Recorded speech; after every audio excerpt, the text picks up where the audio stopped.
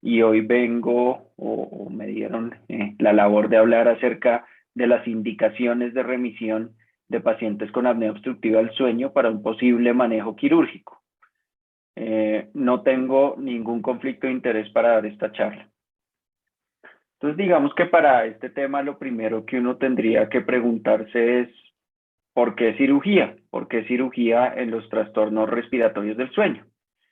Y digamos que la respuesta que se daba hasta hace unos años consistente era porque se estimaba que del 40 al 50%, depende de la corte que se tome, de los pacientes con diagnósticos de trastornos respiratorios del sueño, como esa apnea obstructiva del sueño específicamente,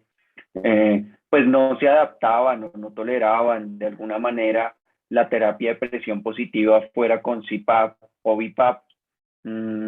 y que a menor edad pues menos tolerancia tenían por diferentes razones, entre esas las sociales, ¿no? Y dejaba una gran población sin tratamiento, descubierta, aún con el diagnóstico de apnea. Por otro lado, si uno pensara en los dispositivos de avance mandibular como tratamiento alternativo para la apnea obstructiva del sueño, pues sabemos que también, aunque digamos que los estudios a largo plazo han demostrado que pueden tener una adherencia mayor a la terapia de presión positiva a largo plazo. Tampoco hay estudios tan a largo plazo como los de CPAP, pero puede variar bastante dependiendo de la población, entre el 40 y el 80%, que en últimas también deja pues una gran población descubierta. Y aquí también hay que tener en cuenta pues las contraindicaciones que podría tener un dispositivo avance-mandibular, relativas o absolutas, para no poderlos usar como una terapia alternativa en esos pacientes con diagnóstico de apnea obstructiva del sueño. Y digamos que antes se pensaba, y lo digo antes, pues que el tratamiento quirúrgico para la apnea obstructiva del sueño era generalmente reservado para aquellos pacientes que habían fracasado con intervenciones médicas. Pero digamos que esto es un paradigma que viene cambiando últimamente desde que ya estamos hablando de fenotipos y endotipos en apnea obstructiva del sueño, y estamos hablando de medicina de precisión en los trastornos respiratorios del sueño. Pues no necesariamente son los tratamientos quirúrgicos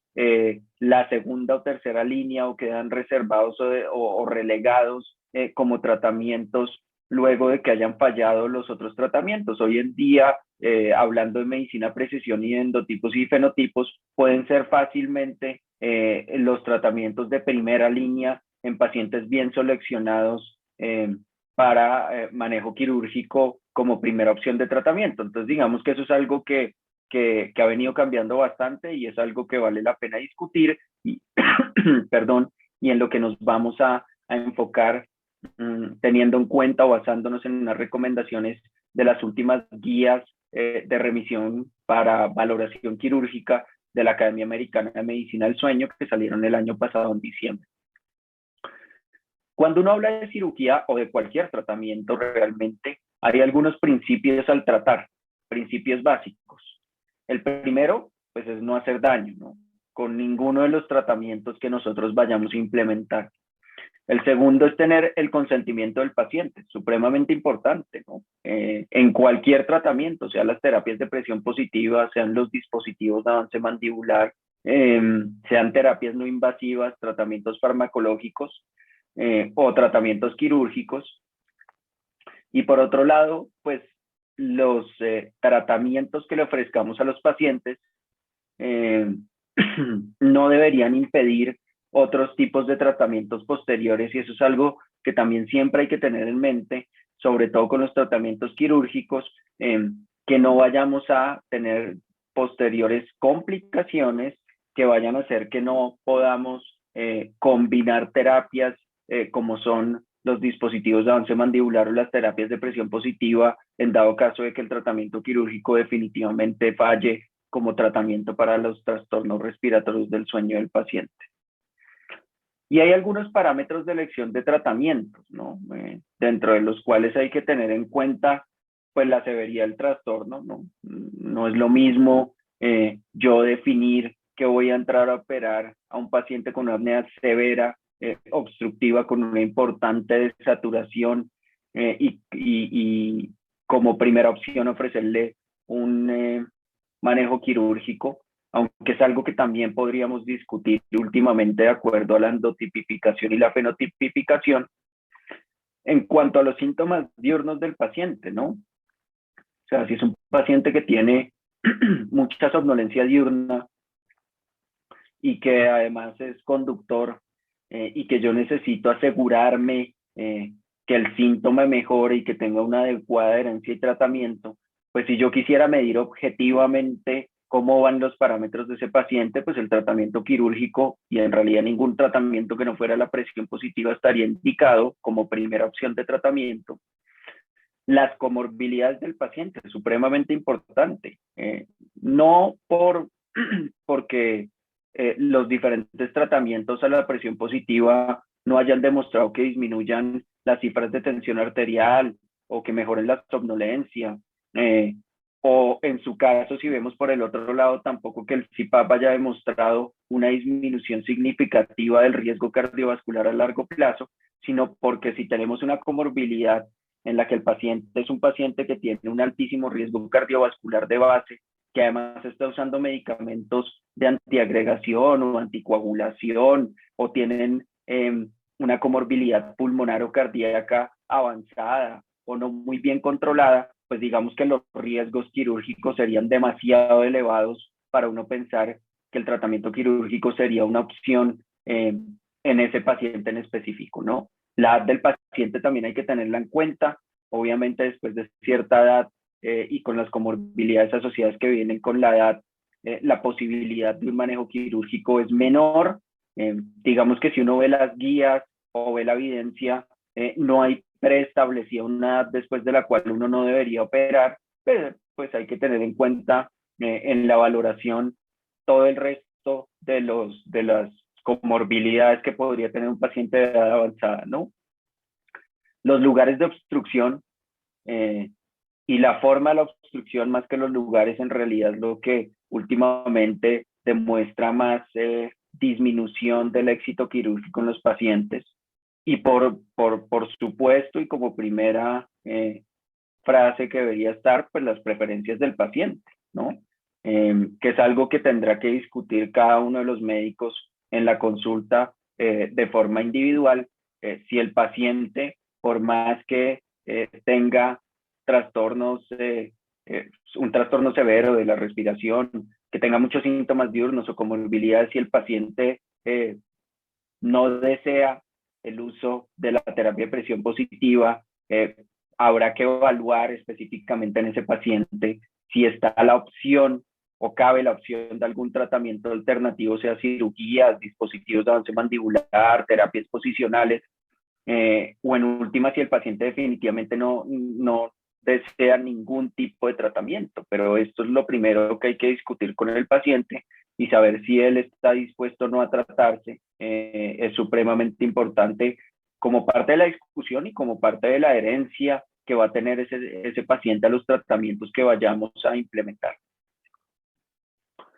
Dentro de las indicaciones para cirugía, y esto lo saco de esa bibliografía que es un libro de cirugía del 2010, pero aún válido en algunas indicaciones hoy en día, en la mayoría en realidad, es que uno debería tener anomalías corregibles quirúrgicamente que podrían ser el origen del problema. O sea, esto requiere también que uno haga una evaluación anatómica minuciosa del paciente con apnea obstructiva del sueño, ronquido o síndrome de resistencia aumentada de la vía superior, ¿cierto? Para ver si hay alguna anomalía que yo podría modificar de manera quirúrgica. Los pacientes tratados con CPAP sin éxito, y digamos que esto sí es una definición que ha cambiado con el tiempo, y el éxito de la terapia de presión positiva pues tiene muchos matices, donde yo podría hablar desde la adherencia, ¿cierto?, de los pacientes a las terapias de presión positiva, hasta pues la decisión del paciente de no tratarse con la terapia de presión positiva. Si formas no invasivas de tratamiento han resultado ineficaces o si difíciles de tolerar, yo puedo tener un paciente que tiene una apnea posicional, ¿no? O sea, eso quiere decir que estando boca arriba hace el 99% o más del 90% de las apneas, y si está de lado hace muy pocas y hace menos de 5 apneas, y yo decidí que lo quiero tratar con algo que se llama terapia posicional o terapia de reentrenamiento posicional, que es básicamente con diferentes métodos dormir de lado, pero que el paciente pues no lo tolera porque tiene alguna patología o es incómodo para él dormir de lado, pues uno debería considerar otro tipo de manejo, entre los cuales está el manejo quirúrgico. Los pacientes con ronquido no están enfermos, y estoy hablando específicamente en los adultos, porque en los niños ya hay evidencia que solamente el ronquido puede generar, el solo hecho de roncar en los niños puede generar trastornos del neurodesarrollo, concentración y otro tipo de patologías, pero en los adultos digamos que todavía no ha salido evidencia suficiente como para demostrar que el roncador adulto realmente tiene un aumento del riesgo cardiovascular o metabólico a largo plazo. Las apneas moderadas o leves asociadas a somnolencia diurna, no excesiva, o comorbilidades. Entonces, digamos que si es un paciente que definitivamente tiene una comorbilidad importante y no desea el uso del equipo de presión positiva,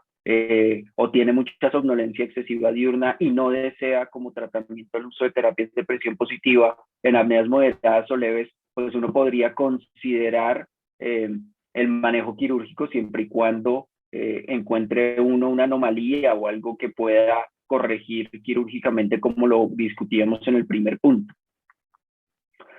La mejoría de la permeabilidad nasal, esto es importante, ya digamos que hay artículos y charlas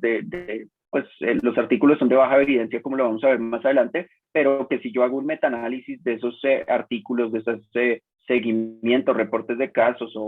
o publicaciones, pues sí se ha visto que la permeabilidad nasal es un factor muy importante en cuanto a la adherencia de los pacientes a las terapias de presión positiva, ¿no? Hablando directamente de las terapias de presión positiva, también parece que ayuda a disminuir las presiones necesarias un poco que se necesitan para corregir las apneas, lo cual hace que también disminuyan los síntomas asociados o la intolerancia asociada a la presión del equipo de presión positiva. Y si yo hablo en terapias alternativas, pues claramente un paciente que tenga una obstrucción nasal y una respiración nasal oral permanente y una obstrucción nasal, pues es muy poco probable que vaya a poderse adaptar a tener un dispositivo mandibular en la noche. Entonces eso también hay que tenerlo en cuenta, ¿no? Y pues están las cirugías no de vía aérea superior, no de tejidos blandos ni de tejidos duros que hacen los cirujanos maxilofaciales, sino las del manejo de peso. Y pues obviamente que hay que hablar que el sobrepeso y la obesidad es una de las principales causas en el mundo de los trastornos respiratorios del sueño, como el ronquido y la apnea obstructiva del sueño. Pero después de haber dicho todo esto, pues lo más importante es que hay que individualizar a cada paciente. Y aquí es donde se dificulta estandarizar las recomendaciones alrededor de los manejos quirúrgicos en apnea obstructiva del sueño, ronquido, porque pues cada paciente es un trastorno tan heterogéneo que cada paciente es un ser completamente diferente y que claramente requiere unas valoraciones y unas discusiones diferentes de acuerdo a la severidad, a la comorbilidad y a los hallazgos al examen físico que tenga cada uno de los pacientes. Entonces, esto es algo que hay que tener en mente y que es supremamente importante. Ya en el 2010, la Academia Americana de Medicina del Sueño había sacado unos parámetros prácticos para la cirugía en pacientes con apnea obstructiva del sueño, y eran este fue el artículo del 2010, donde hablaban de unos parámetros prácticos para las modificaciones o las modificaciones quirúrgicas de la vía aérea superior en los pacientes adultos con apnea obstructiva del sueño, ¿no? Y básicamente, ¿de qué nos hablaba esa publicación del 2010? Pues nos hablaba que básicamente para ese entonces habían diferentes tipos de manejo quirúrgico para la apnea obstructiva del sueño, que consistían desde manejos de los tejidos blandos, como son la lengua, las amígdalas, el paladar, bueno, digamos, todo lo de los cornetes, todo lo que operamos los otorrinos, entre comillas, dividirlo así, y la parte de manejo de tejidos duros o ósea, realizada por los cirujanos maxilofaciales, y algunos apartes de algunos procedimientos especiales como lo eran la cirugía transoral robótica, ¿no? Que era algo que ya estaba, digamos que saliendo dentro del manejo de los trastornos respiratorios del sueño, y la estimulación de la vía aérea superior, que es una cirugía que hacemos los otorrinos, pero que no está enfocada ni a los tejidos duros ni a los blandos, sino básicamente a la estimulación eléctrica de la vía aérea superior, de un nervio específico que ayuda a que se dilate la vía aérea superior, ¿no? Y ellos en ese entonces, esta guía del 2010, lo que hicieron fue hacer una revisión sistemática de la literatura en cuanto a cada uno de esos procedimientos, y encontrar pues el nivel de evidencia o la calidad de evidencia que se tenía, y el riesgo-beneficio que tenían este tipo de procedimientos, ¿no? Si realmente el beneficio claramente superaba el riesgo, o si definitivamente el riesgo era mayor que el beneficio. Y de acuerdo a eso, ellos dividieron la búsqueda entre la calidad de evidencia alta, moderada, baja o muy baja, y de acuerdo al riesgo-beneficio que tenía, pues lo decían como una recomendación estándar, como de guía o como opcional en algunos casos, ¿no? De toda la literatura y de todas las recomendaciones que sacaron en ese entonces, en el 2010, la Academia Americana de Medicina del Sueño, básicamente solamente hubo dos recomendaciones estándar, o sea que en ese momento, cuando hicieron la revisión en el 2010, tenían la suficiente calidad de evidencia, o la evidencia era alta, y una en caso de pro y otra en caso de contra. Entonces, la recomendación estándar, en la cual el beneficio era mucho mayor que el riesgo, era en cuanto al tamizaje o el seguimiento posoperatorio de los pacientes con apnea obstructiva del sueño, en el cual ellos decían y recomendaban de forma estándar, o sea, con un alto nivel de evidencia, que todos los pacientes que fueran manejados con manejo quirúrgico para los trastornos respiratorios del sueño, sí o sí deberían tener controles posoperatorios, y por lo menos uno, y a los 4 meses era la recomendación, con monitoreo de todas las variables, o sea, polisomnografía o poligrafía respiratoria de seguimiento, para tener medidas objetivas de qué tanto mejoró el trastorno respiratorio del sueño, y si mejoró lo suficiente como para no requerir ningún otro tipo de tratamiento, o si los pacientes requerían continuar con algún otro tipo de tratamiento. ¿Qué tanto tiempo debía ser el seguimiento posoperatorio? No había una opinión estandarizada, o sea, no sabemos si los tenemos que seguir el resto de la vida, si los tenemos que seguir a 5 a 10 años, pero sí estaba la recomendación puntual del seguimiento con medidas objetivas, o sea, con estudio de sueño. Y la recomendación en contra, o sea, que el beneficio no superaba el riesgo, era en contra de la uvulopalatofaringoplastia, que es un procedimiento que se hace en el paladar asistida por láser, que era un procedimiento que en esa época y antes estaba en boga hacer ese tipo de procedimientos con láser, pero se vio en las revisiones que realmente había más riesgo de mala cicatrización y de estenosis faringias posteriores. Entonces la recomendación en ese momento de la Academia Americana de Medicina del Sueño era que no se continuara haciendo ese tipo de procedimientos asistidos por láser. Pero digamos que en esta guía en específico que sacaron en el 2010, lo que hicieron fue revisiones sistemáticas de cada uno de los procedimientos de la vía aérea que uno podía hacer, y dar una recomendación, como les decía, estándar, opcional o de guía. Y no hablaban en cuanto a en qué momento yo debía referir como médico tratante, el que sea, a ese paciente que tengo y que estoy tratando con apnea obstructiva del sueño a una valoración quirúrgica. Y fue así como el año pasado, el 1 de diciembre del 2021, sacaron que es un artículo especial, donde ellos dicen que es una actualización de esas guías del 2010, que realmente no es una actualización porque no se está haciendo una revisión sistemática de cada uno de los procedimientos y la eficacia que tienen, sino que lo que hicieron fue sacar una guía práctica en la cual ellos hacen unas recomendaciones puntuales de cuándo se podría discutir, y esto es importante, discutir, no referir realmente, sino discutir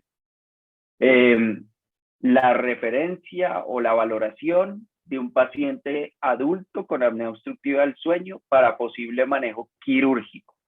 sea quirúrgico de tejidos blandos, sea quirúrgico de tejidos duros, o sea, óseo, o sea, quirúrgico de manejo por cirugía de disminución de peso o cirugía bariátrica. Y ellos en estas guías básicamente lo que hacen es plantear 3 escenarios, ¿no? Alrededor de los cuales se hace la discusión y se hizo la revisión de la literatura. Entonces, digamos que el primer escenario es el paciente que no tolera o no desea el manejo con terapia de presión positiva, ¿no? Y aquí es donde cabría el 50%, 60%, dependiendo de dónde yo estoy sacando los datos y de qué tanto seguimiento y qué tantas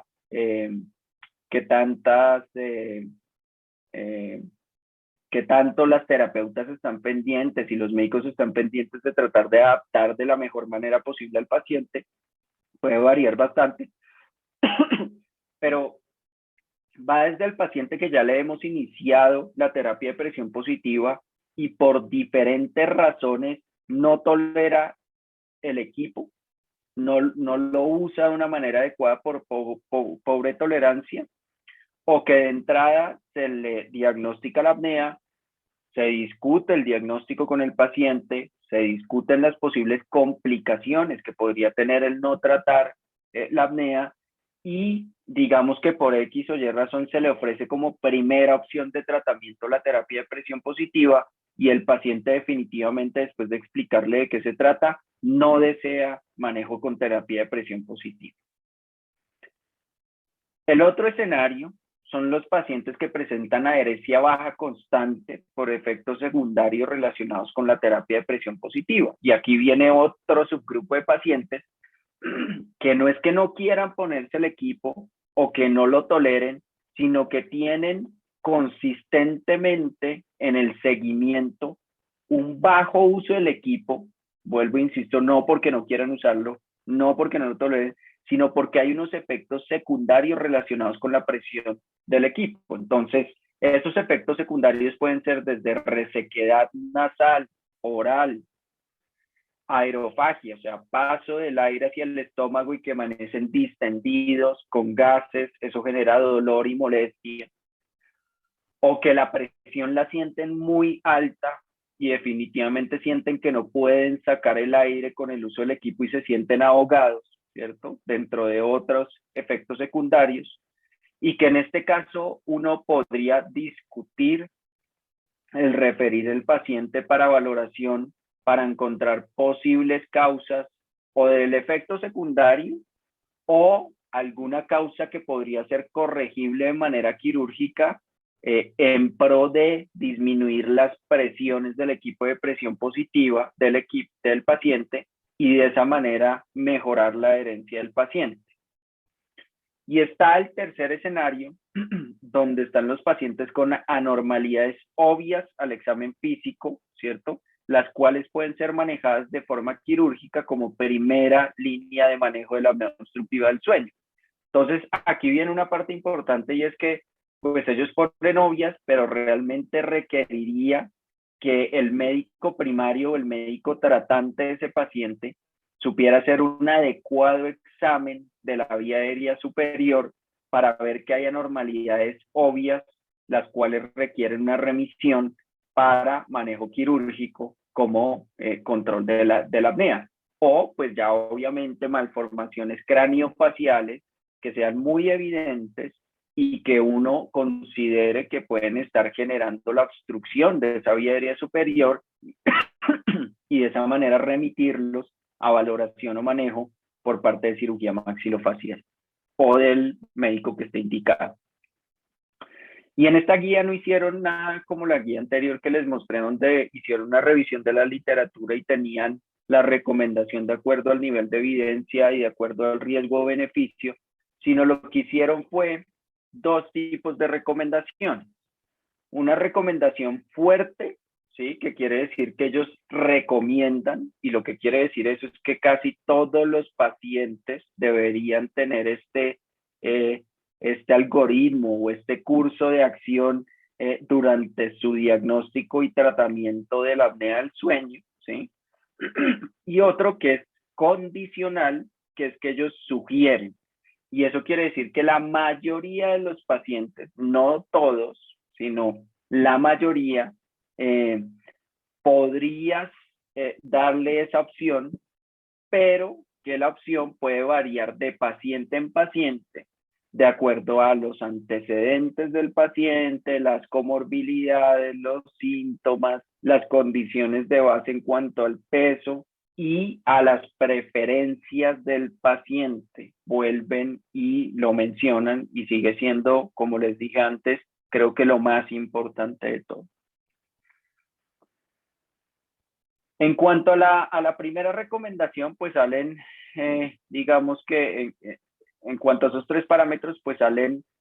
tres recomendaciones grandes. La primera, no, cuatro recomendaciones, perdón. La primera es que recomiendan que el médico tratante discuta, y acá es importante entender, el médico tratante, o sea, aquí el paciente no está con el cirujano de sueño, está con su médico tratante, sea neumólogo, neurólogo, somnólogo, médico de primer nivel, médico familiar, o sea, el médico que lo esté tratando, su trastorno respiratorio del sueño, discuta la valoración. Entonces no es que, venga, yo lo voy a mandar para ver, no, o sea, hay que discutir con el paciente la valoración, ¿cierto?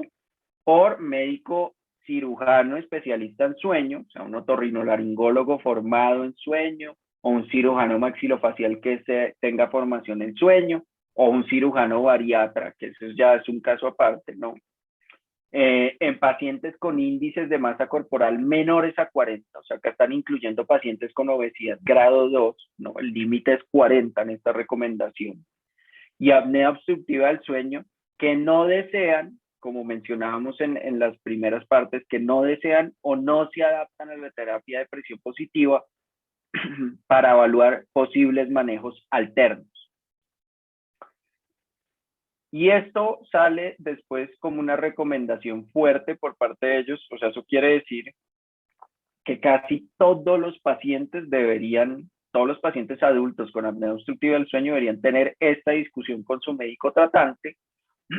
Y si ven, tampoco mencionan la severidad de la apnea, pero es una recomendación fuerte que salió basándose en 4 estudios randomizados controlados y 239 estudios observacionales, donde se vio que hay un beneficio del manejo quirúrgico de los pacientes con apnea obstructiva del sueño en cuanto a diferentes variables. Variables como son la calidad de vida, la tensión arterial, la severidad de la apnea, la oxigenación promedio, la escala de Epworth o la somnolencia excesiva durante el día, entre otros parámetros. Esos parámetros los buscaron en estos estudios observacionales que estuvieran reportados, y realmente lo que sí reporta es que hay una mejoría en todos esos parámetros. Entonces, basándose en eso, ellos dan una recomendación fuerte de que si el paciente no quiere tratarse con terapia de presión positiva o definitivamente no se adhiere y tiene apnea obstructiva del sueño, independientemente de la severidad, y el índice de masa corporal es menor de 40, debería discutirse con el paciente una posible remisión para manejo quirúrgico, pues para valoración y posible manejo quirúrgico por parte de un cirujano especialista en sueño, ¿no? Lo otro es que también, si uno haciendo ellos la revisión de la literatura, pues ven que obviamente tratar de alguna manera la apnea es mejor que dejar sin tratamiento a ese paciente. La segunda recomendación o que ellos hacen al respecto es que recomiendan al médico tratante discutir la valoración por cirugía de control de peso, cirugía bariátrica, ¿no? En pacientes con índice de masa corporal igual o superior a 35. ¿Sí? Entonces acá algo que ellos también dicen es, vea, la recomendación número 1, que es a partir de 40 el índice de masa corporal, pues no excluye tampoco tener esa discusión a los pacientes que están por encima de 40 el índice de masa corporal, ¿sí? Aunque nosotros sabemos que con esos índices tan elevados, además de las comorbilidades que suelen tener, pues la posibilidad de que un manejo quirúrgico sea totalmente exitoso es muy baja. Sin embargo, ellos dicen de nuevo que es mejor pues tratar de alguna manera no tratar, aunque ya vamos a ver otra de las recomendaciones que se sobrepone a esta el índice mayor de 40. Pero aquí ellos recomiendan que en esos pacientes que están con un índice igual o superior a 35, se incluye los mayores de 40 y apnea, que no estén adheridos o que no deseen manejo con terapia de PEP, pues sean remitidos a valoración para cirugía bariátrica como posible los manejos, como posible manejo alterno para el problema obstructivo que tienen. Y esta es una recomendación fuerte, basándose en 2 estudios randomizados aleatorizados y 28 estudios observacionales, donde se observa que la cirugía de disminución de peso, cirugía bariátrica, efectivamente ayuda a disminuir el índice de apnea-hipopnea, ayuda a disminuir la desaturación asociada, ayuda a disminuir de peso y a disminuir otras comorbilidades asociadas, ayuda con la calidad de vida de estos pacientes a mejorarla, disminuye la somnolencia excesiva durante el día, disminuye la tensión arterial, entre otros parámetros. Entonces, basándose en esos estudios que además tienen un nivel de evidencia alto, pues dan esta recomendación de discutir en los pacientes la posibilidad de manejo con cirugía bariátrica. La tercera recomendación que ellos dan es en cuanto a que el médico tratante discuta la valoración con médico cirujano especialista en sueño no bariátrico, acá no estoy hablando de cirugía bariátrica, en pacientes con índice de masa corporal menor a 40 y apnea obstructiva del sueño que presenten baja adherencia a la presión positiva por efectos relacionados con la presión alta, que era lo que veíamos allá, ¿sí? Y en cuanto a esta recomendación, la recomendación sí es condicional. Y la razón es porque cuando ellos hicieron la revisión de la literatura, solamente hay 7 estudios observacionales que reportan los parámetros que ellos querían ver, el nivel de evidencia es muy bajo, y lo que hicieron fue hacer un metaanálisis, ¿sí? De esos estudios observacionales, donde se veía que había una discreta disminución tanto en la presión como un aumento en la adherencia de los pacientes que cumplían estos criterios o estas características que están discutiendo aquí en este punto.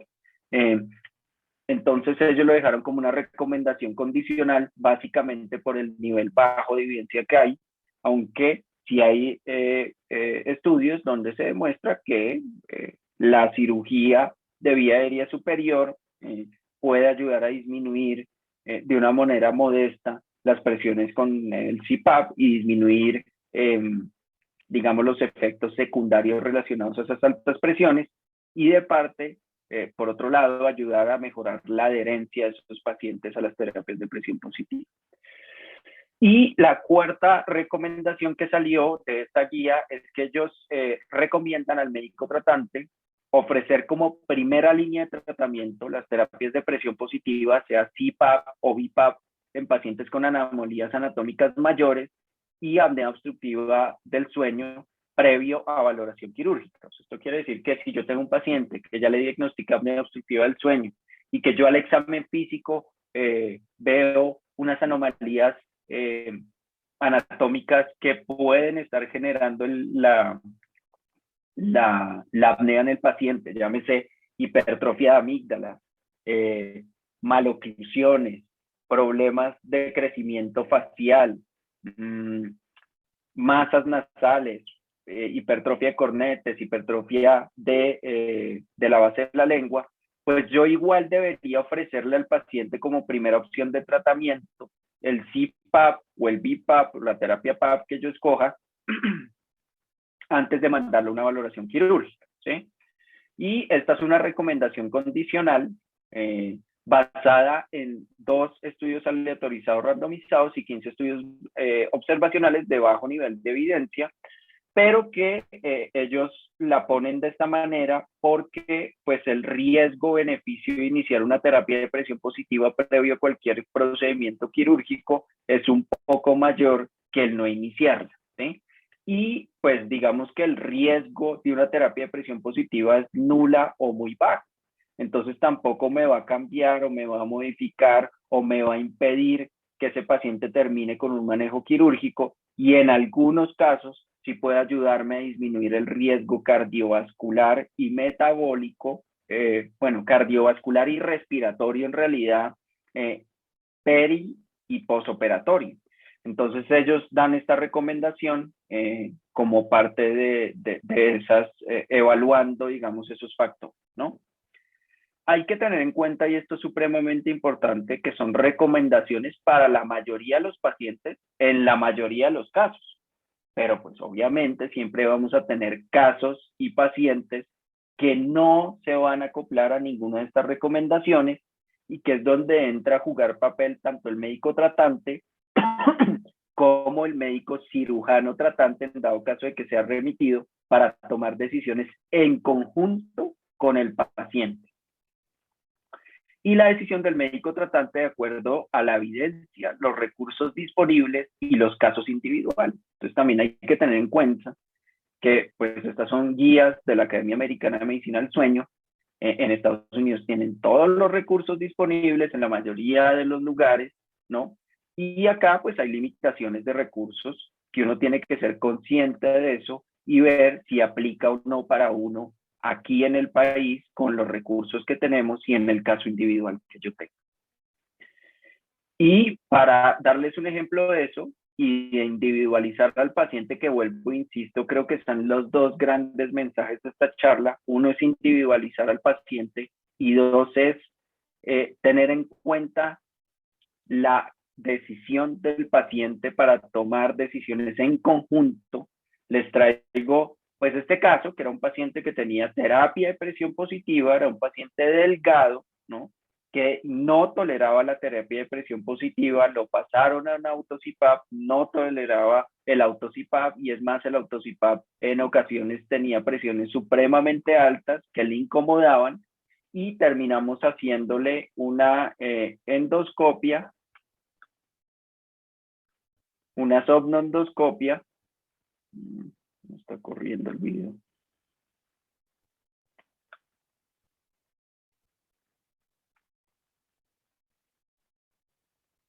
No quiso correr el video, pero terminamos haciéndole una somnoendoscopia donde se evidenciaba que lo que le estaba ocurriendo al paciente era que estaba teniendo un colapso de la epiglotis y aun cuando se hacía tracción de la mandíbula, que sería indirectamente lo que estaría haciendo un dispositivo de avance mandibular, no se lograba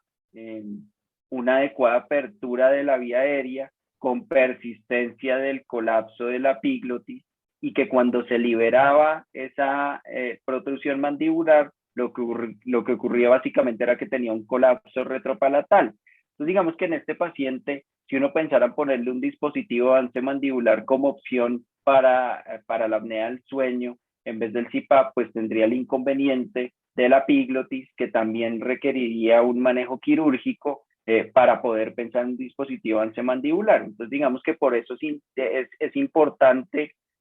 tratar de individualizar al paciente y habrán casos especiales como este, es una lástima que no haya corrido el video,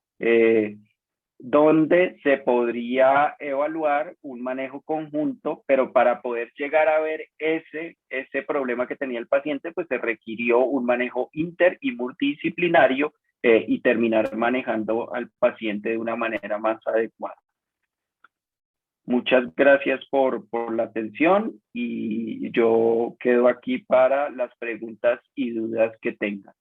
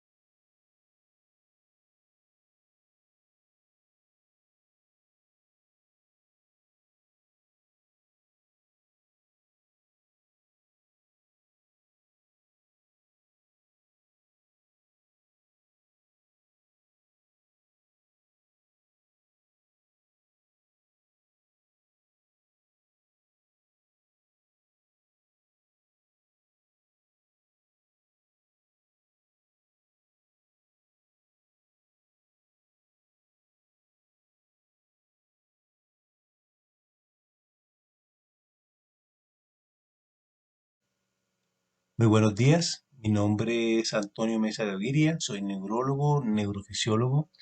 En el día de hoy vamos a hablar del enfoque clínico en pacientes con apnea central.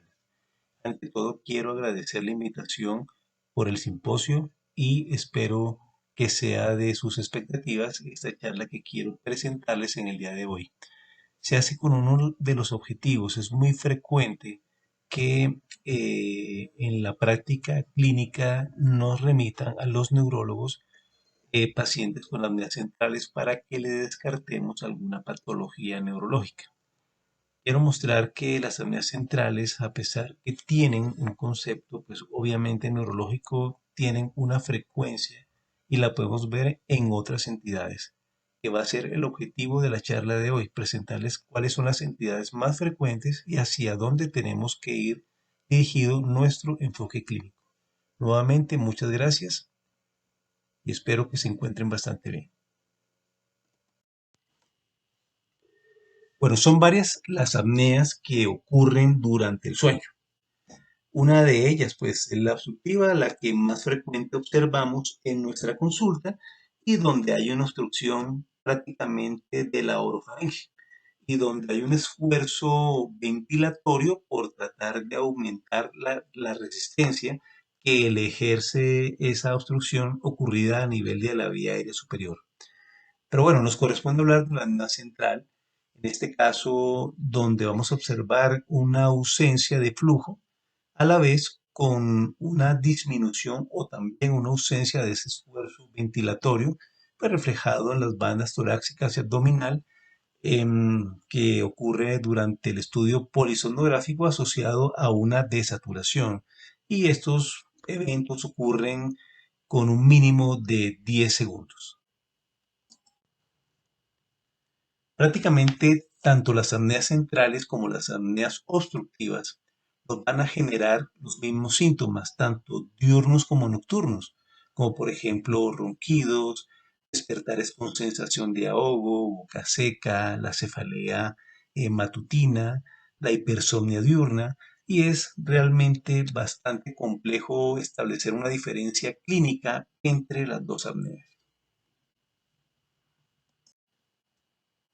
Bueno, aquí tenemos un ejemplo ilustrativo de una época en un registro polisomnográfico. Un paciente que se encuentra en un estadio 2 de sueño, en un paciente que se encuentra en una posición en supino, donde observamos prácticamente una ausencia de flujo aéreo, también con una ausencia de ese esfuerzo ventilatorio. O sea, tenemos aquí un claro ejemplo de unas apneas centrales asociadas también a desaturación.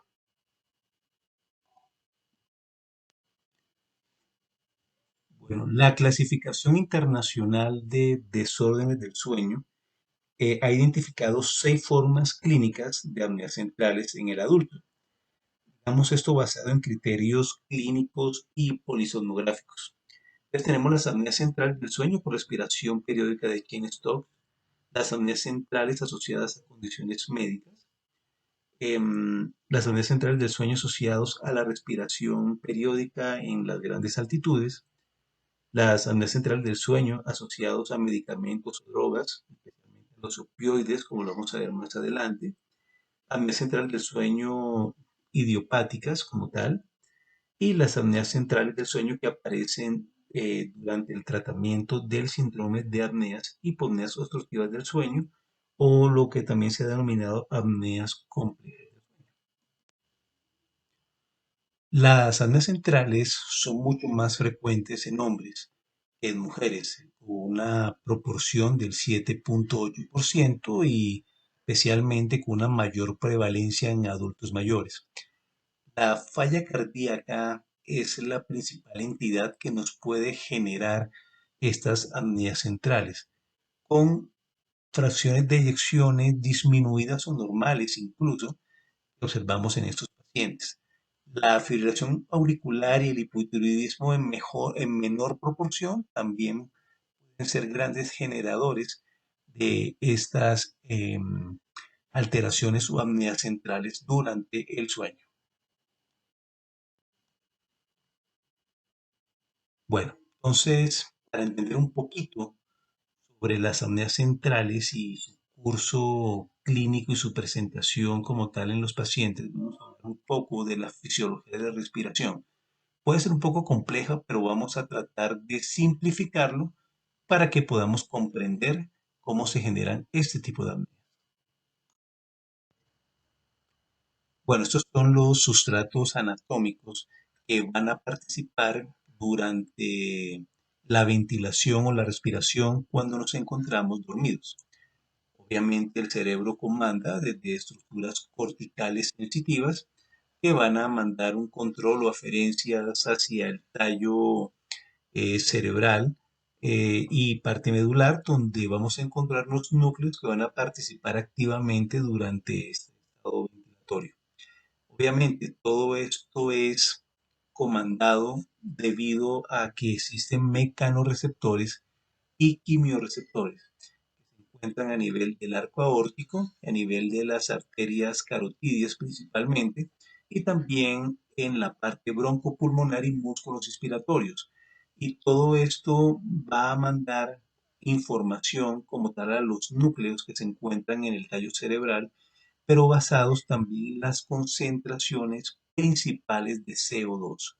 Esto es un ciclo, esto es una retroalimentación que hay. Y va a haber respuestas totalmente diferentes de acuerdo a las concentraciones de oxígeno, pero en especial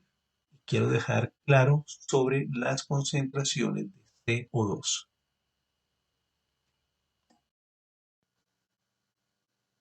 Bueno, aquí tenemos lo que muchos autores han llamado el log gain o ganancia de ASA. Es este circuito eh, donde va a participar como tal la parte pulmonar, la parte cardiovascular y el controlador, que en este caso va a ser el tallo cerebral con porciones de la médula espinal. Esto va a ser un circuito que va a tener una función de estabilizar la respiración cuando uno duerme. Pero obviamente cuando se pierde esta estabilidad o se pierde como tal este control, se van a generar pues alteraciones respiratorias y en este caso las apneas. E incluso se pueden presentar como un mecanismo compensatorio en el afán de mantener estable los niveles de PaCO2. que si no es así, pues obviamente nos va a llevar a que tengamos muchas alteraciones desde el punto de vista metabólico.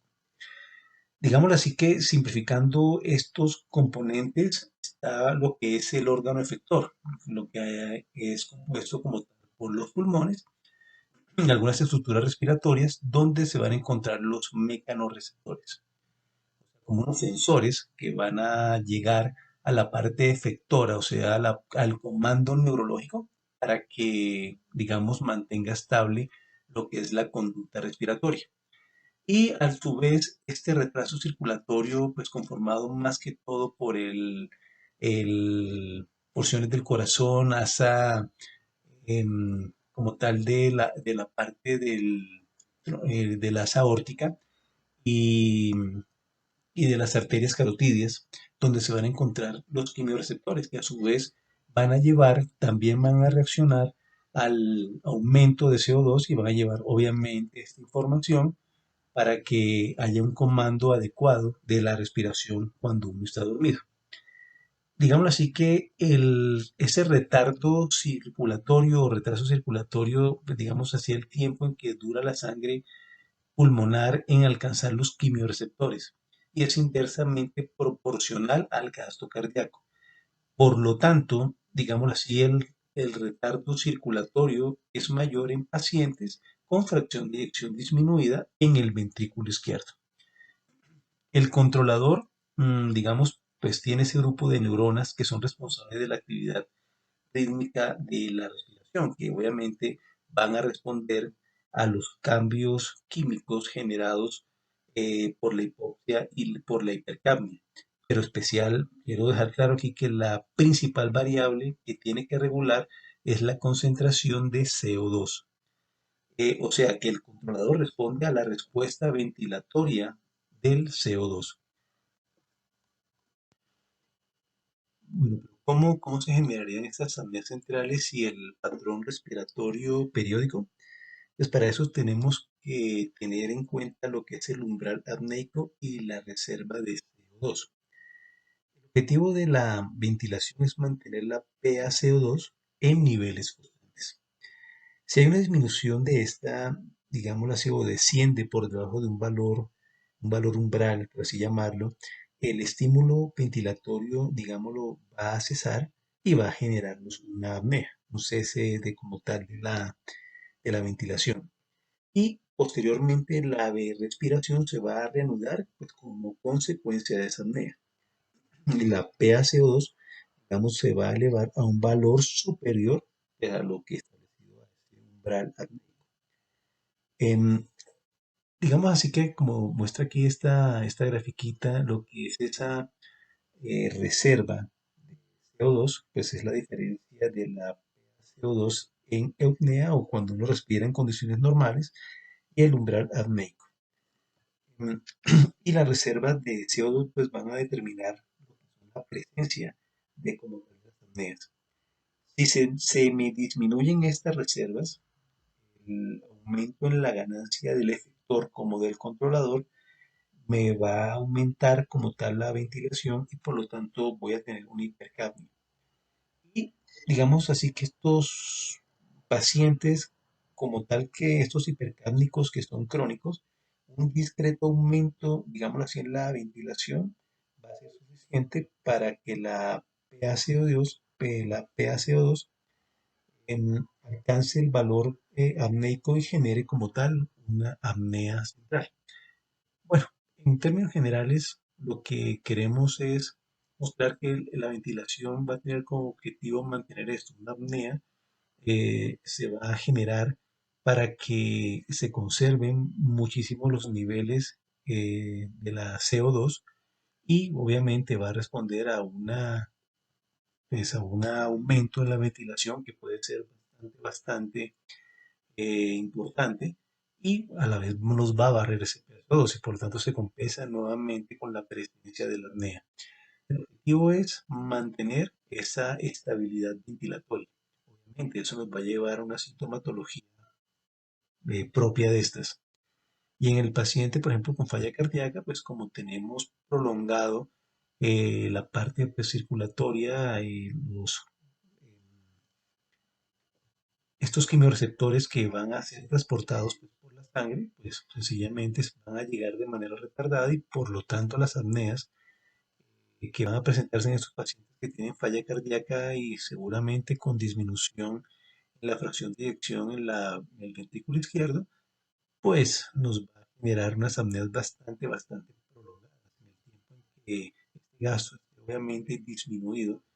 y nos va a presentar una respiración que va a ser periódica y es propia de la respiración de Chern-Stokes. Vamos a referirnos ahora a los pacientes que tienen apnea central con patrón respiratorio de Chern-Stokes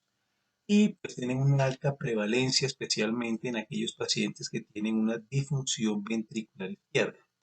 Por ejemplo, los que tienen falla cardíaca compensada con fracción de eyección ventricular izquierda reducida, según una prevalencia de un 44%, a diferencia con una falla cardíaca compensada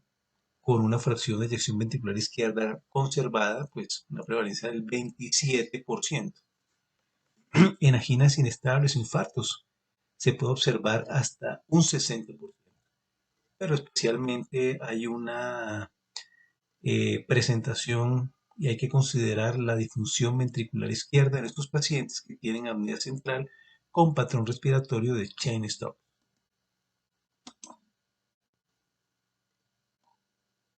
Bueno, los criterios diagnósticos para apnea central con patrón respiratorio de Cheyne-Stokes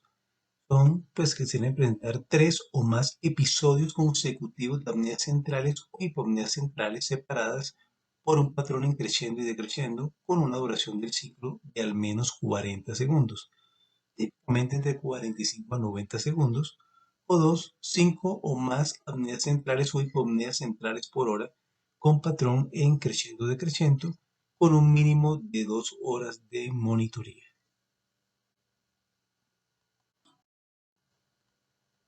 Bueno, aquí vemos una época de este estudio polisomnográfico que muestra apneas centrales con patrón periódico de Chern-Stokes. Aquí la que llama la atención es la presencia de hiperventilación en decreciendo, en creciendo y decreciendo, y posteriormente de una pausa tanto en el flujo como en la parte ventilatoria, y posteriormente viene nuevamente el periodo de hiperventilación y activación de esta respiración como tal. Llama la atención que siempre son prolongadas, ¿sí? Es muy típico en estos pacientes que tienen disfunción ventricular izquierda. Bueno, ya para el tratamiento de las apneas centrales con patrón respiratorio de Cheyne-Stokes, el objetivo primordial es la optimización del tratamiento de la falla cardíaca en este caso. No solamente considerar las medidas medicamentosas, sino también las no medicamentosas, como es el uso, por ejemplo, de marcapasos auriculares de alta frecuencia, o también algunos pacientes que requerirían algún tipo de trasplante cardíaco. Sin embargo, pues, digamos, alternativas para ofrecer para el manejo de estas apneas está el CPAP como primera elección en este caso, donde la mayoría de los estudios pues confirman mediante metaanálisis que el CPAP funciona y reduce en una manera significativa el índice de apneas en un promedio aproximado de 21 apneas por hora. La otra cosa es que también hay un aumento en la fracción de eyección ventricular izquierda, aumentándola aproximadamente en un 6%, dándole así gran importancia al manejo del CPAP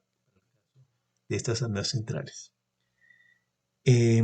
También hay otras alternativas como es la oxigenoterapia, preferiblemente nocturna, donde se disminuye mucho la quimiosensibilidad al CO2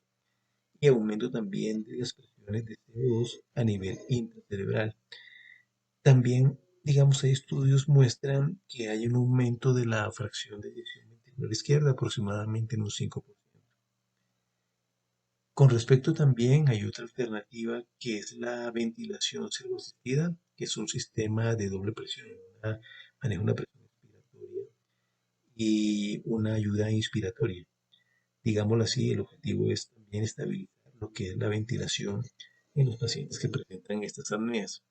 Y los metaanálisis muestran una eficacia inclusive superior al uso del CPAP, mostrando, digamos, un promedio de mejoría de 31 apneas por hora, también aumentando la fracción de eyección ventricular aproximadamente en un 65%, pero sin embargo estas dos terapias no pueden ser comparables y no podemos decir que a pesar de que la ventilación mostró una mejor eficacia, tampoco podemos compararla directamente por el tipo de algoritmo que maneja estos dispositivos, son totalmente distintos. Por lo tanto, esto sería como tal el tratamiento ideal para el manejo de estas apneas, ya que el uso del BiPAP realmente no tiene ningún tipo de evidencia para el manejo de esto. Hay algunos estudios que muestran por el BiPAP en modo ST. Es una opción para tener en cuenta para el manejo de estas apneas centrales. Bueno, vamos a referirnos ahora a la apnea central asociada a la respiración periódica en la altura. Y se puede presentar cuando el individuo asciende por encima de 2.000 metros o 5.000 metros sobre el nivel del mar. Pero ya los cambios se empiezan a dar o las apneas se empiezan a presentar cuando el individuo ha estado o se expone a alturas de 1.500 metros y por encima de 4.000 prácticamente va a presentar apneas en todos los individuos. Los criterios diagnósticos es prácticamente que el paciente le comente a uno que tuvo un ascenso reciente en altitud y asociado presente somnolencia diurna, dificultad para iniciar o mantener el sueño, despertar frecuente, sueño no reparador, despertar con sensaciones fijas, cefalea matinal, apneas observadas por personas del entorno. Y el diagnóstico pues se hace mediante el polisomnograma, donde los ciclos respiratorios pues son mucho más cortos si los comparamos con la respiración de Cherestow, con duraciones inferiores a 40 milisegundos, pues con un promedio entre 15 a 20 segundos en la mayoría de los casos. La, la hiperventilación pues es mucho más corta, de 2 a 4 respiraciones separadas generalmente. Bueno, entonces, es decir, cuando el paciente asciende, se genera pues una hipoxia. Cuando el paciente duerme, presenta una hiperventilación que a la vez pues va a presentar, acompañada cíclicamente por la presencia de las apneas, pues con el objeto de aumentar como tal la PCO2 y pues obviamente hay una disminución de la PO2. Posteriormente viene el periodo nuevamente de hiperventilación o microdespertar para que, digamos, se compense nuevamente, se barra ese CO2 y aumente la concentración de oxígeno. Esto es un ciclo pues, que va a ocurrir durante toda la noche que va a causar los síntomas del paciente. Y vemos, aquí en el polisomnograma, vemos un claro ejemplo de eso, donde las apneas son de corta duración y la fase respiratoria es de 2 a 4, en este caso de 4, causando pues, microdespertares en el polisomnograma y generando pues los síntomas que ya comentamos en los pacientes. Bueno, prácticamente para manejar estos pacientes hay que invitarlos a que desciendan nuevamente para que no se generen este tipo de apneas. Preferiblemente que vayan a su sitio de origen porque pues el ascenso, como lo explicamos ahorita, va a generar ese tipo de situación. También está la administración de oxígeno y la acetazolamida ha mostrado pues, buenos resultados para el tratamiento de estas apneas. Vamos a, vamos a referirnos ahora a las apneas centrales por uso de medicamentos o sustancias, que realmente está más referido al uso crónico de opioides, más cuando se superan los 2 meses y son dosis dependientes. A mayor dosis, mayor incidencia de apneas centrales. Especialmente se han descrito con el uso crónico de metadona o morfina, también con oxicodona y naloxona. Medicamentos que nos pueden generar este tipo de entidad. Sin embargo, se desconoce cuál es la causa, cuál es la verdadera causa de presentación, por qué se generan las apneas, pero se creen que es por una depresión respiratoria sobre los receptores en el bulbo ventral. Generalmente se presentan unas apneas de duración variable, pero generalmente son de corta duración e incluso menores de 10 segundos, que inclusive se salen de los criterios de diagnóstico de apnea. Pero para hacer el diagnóstico, pues si solamente se presentan 5 apneas centrales por hora, con el uso crónico de estos medicamentos, pues ya se está generando el diagnóstico. Es muy frecuente pues verla generar aproximadamente un 30% de los pacientes que consumen opioides pueden presentar las apneas centrales. El manejo, pues, más que todo se trata de una disminución de la dosis. Algunos estudios con servoventilación, pero realmente nada sustentado. Igual el uso de acetazolamida.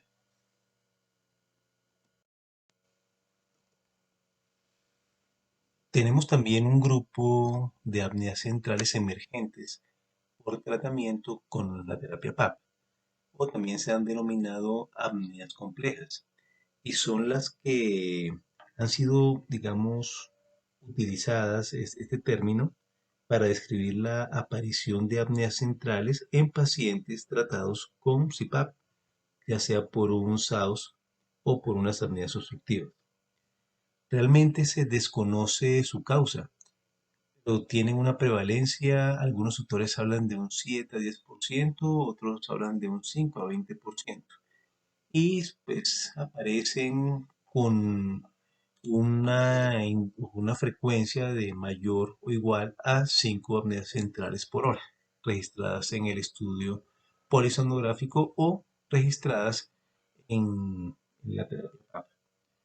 Hay factores de riesgo que nos podrían indicar que pacientes, a pesar de que se corrigen los eventos obstructivos, empiezan a aparecer apneas centrales que cada vez son bastante sintomáticas y generan fragmentación del sueño y somnolencia diurna.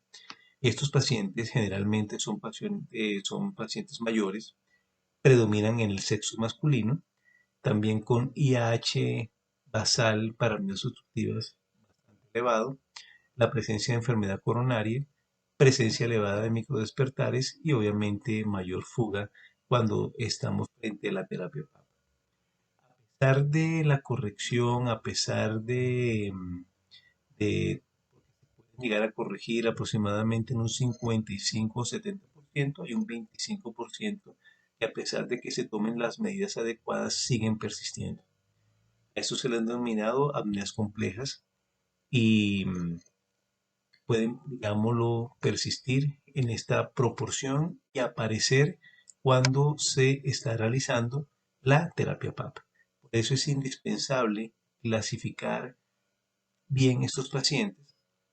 hacer una titulación adecuada para establecer pues un pronóstico a largo plazo, porque puede haber una persistencia bastante significativa, mayor desde el 25%.